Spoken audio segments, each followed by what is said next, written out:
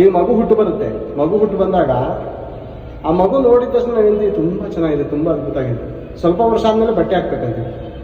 ಅಂದರೆ ಬಟ್ಟೆಯಿಂದ ಮಗುಗೆ ಸೌಂದರ್ಯ ಬರುತ್ತಾ ಅಥವಾ ಹಾಗೆ ಆತನು ಸೌಂದರ್ಯವತನ? ಗೊತ್ತಾ ನಿಮಗೆ? ಹಾಗೆ ಆತನು ಸೌಂದರ್ಯವಂತೆ, ಬೆತ್ತಲೆ ಇದ್ರೂ ಸೌಂದರ್ಯವಂತೆ. ಈ ಬಟ್ಟೆಯಿಂದ ಏನಾಗಿದೆ ಅಂದ್ರೆ ಗೊತ್ತಾ ಪ್ರಿಯರೇ, ಮನುಷ್ಯರು ಹಾಳಾಗೋಗಿದ್ದಾರೆ ಪ್ರಿಯ. ಒಂದು ವೇಳೆ ನಿಮ್ಮ ಜ್ಞಾನಕ್ಕನುಸಾರ ನೀವೇನು ಅನ್ಬೋದು, ಬಟ್ಟೆ ಇದ್ರೆ ಒಳ್ಳೇದಲ್ವಾ ಅಂತ ನೀವು ಅನ್ಕೋಬಹುದು. ಒಂದು ವೇಳೆ ಬಟ್ಟೆ ಅನ್ನೋದೇ ಏನಂತಾನೆ ಗೊತ್ತಿರಲಿಲ್ಲ, ಎಲ್ಲರೂ ಅರೆಬೆತ್ತಲೆಯಾಗಿ ತಿರುಗಾಡ್ತಾ ಇಲ್ವ ಅಂತ ಅಂದ್ರೆ ಏನಾಗೋದು ಗೊತ್ತಾ? ಈಗ ಒಬ್ರಿಗೊಬ್ರು ರೇಪ್ ಮಾಡ್ತಾ ಇರಲ್ಲ, ಬಲಾತ್ಕಾರ ಮಾಡ್ತಾ ಇರಲ್ಲ, ಅವರ ಮನಸ್ಸಲ್ಲಿ ಕೆಟ್ಟ ಭಾವನೆನೇ ಬರ್ತಾ ಇರಲ್ಲ. ಯಾಕೆ ಗೊತ್ತಾ? ಬೆತ್ತಲೆ ಆಗಿದ್ದಾರೆ. ಇವಾಗ ನಮ್ಮ ಮಕ್ಕಳು ಇದ್ದಾರಲ್ಲ ಪ್ರಿಯರೇ, 4 ವರ್ಷ 5 ವರ್ಷದವರೆಗೂ ಬಟ್ಟೆನೇ ಇಲ್ಲ, ಹಾಗೆ ಅರೆಬೆತ್ತಲೆಗೆ ಓಡ್ತೀವಿ. ಹಾಗಾದ್ರೆ ನಾವೇನು ಅನ್ಕೋತೀವಿ? ಮಗು.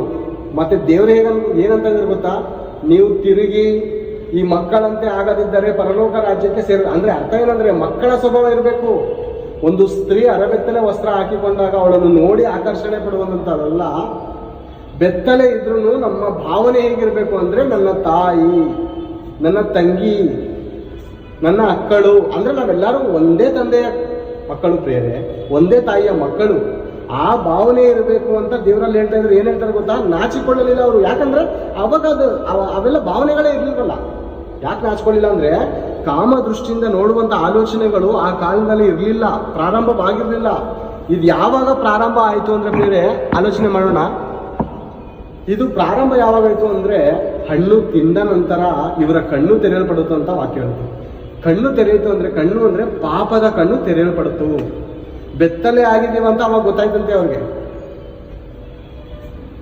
ಪಾಪದ ಕಣ್ಣು, ಅಪರಾಧದ ಕಣ್ಣು, ಕೆಟ್ಟ ಭಾವನೆಯಿಂದ ನೋಡುವಂತ ಕಣ್ಣುಗಳು ಆಗ ಉಂಟಾಗಿ ಅವರು ಎಲೆಗಳು ಕಟ್ಕೊಂಡ್ರಂತೆ. ಆ ಎಲೆಗಳು ಪ್ರಿಯರೇ, ಆ ಎಲೆಗಳು ಕಟ್ಕೊಂಡಾಗ ದೇವ್ರೇನ್ ಮಾಡೋದು ಗೊತ್ತಾ? ಈ ಎಲೆ ಇಲ್ಲ ಮೇಕೆ ತಿನ್ಕೋಬಿಡುತ್ತೆ, ಅಥವಾ ಇದು ಒಣಗೋಗಿ ಉದ್ರೋದ್ರೆ ನಿಮ್ಮ ಗೌರವ ಏನಾಗುತ್ತೆ ಗೊತ್ತಾ? ಹಾಳಾಗೋಗುತ್ತೆ. ಹೇಗಿದ್ರು ನೀವು ತಿನ್ಬಿಟ್ಟಿದ್ರೆ, ನೀವು ಬೆತ್ತಲೆ ಆಗಿದ್ದೀರ ಅಂತ ನಿಮ್ಗೆ ಗೊತ್ತಾಗ್ಬಿಟ್ಟಿದೆ. ಆದ ಕಾರಣ ನಾನು ಏನ್ ಮಾಡ್ತೇನೆ ಗೊತ್ತಾ? ನನ್ನ ಯೇಸು ಕ್ರಿಸ್ತನೆಂಬುವಂತ ಯಜ್ಞದ ಕುರಿಯಾದಾತನ ರಕ್ತದಿಂದ ನಿಮ್ಮ ಪಾಪವನ್ನು ತೊಳೆದು, ಇಡೀ ಮಾನವ ಪಾಪವನ್ನು ತೊಳೆದು, ಅವರು ಬೆತ್ತಲೆ ಆಗಿದ್ದಾರೆ. ಅವ್ರು ಏನಾಗಿದ್ದಾರೆ ಅಂದ್ರೆ, ಪಾಪದ ಅಮಲಿನಲ್ಲಿ ಬೆತ್ತಲೆ ಆಗಿದ್ದಾರೆ. ನೋಡುವುದಕ್ಕೆ ವಸ್ತ್ರ ಹಾಕೊಂಡಿದ್ದಾರೆ ಅಷ್ಟೇ, ಆದರೆ ದೇವರ ದೃಷ್ಟಿಯಲ್ಲಿ ನಾವೆಲ್ಲ ಏನಾಗಿದ್ದೀವಿ ಗೊತ್ತಾ?